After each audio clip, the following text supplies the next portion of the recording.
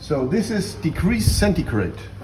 So we are looking at around 700 degrees centigrade, which the kiln inside still has. It goes up to 1100 centigrade, which is, do you have centigrade or Yes. do you have centigrade? Centigrade, Okay. yeah. So it's 24 hours cooling, heating up, 36 hours cooling down.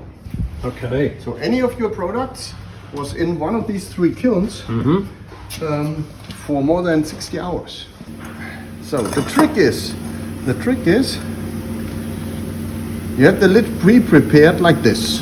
This is cooking, so then it is liquid at 400 degrees centigrade. What you need are two simple carton bands. You're doing around these two carton bands, and then you use clay for fixing it. Yeah. And then you take out the inner carton band. Okay. And that leaves, because it is sticking to the outer carton band is sticking to the clay, it leaves a little bit of a section open.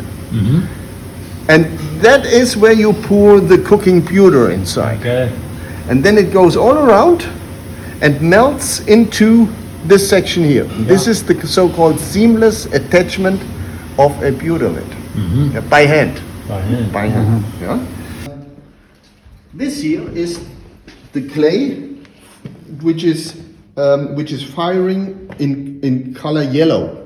Our normal firing color of our local German clay is yellow, just like this barrel. Yes. If you add cobalt blue to it, cobalt blue and yellow, you will get gray. Okay.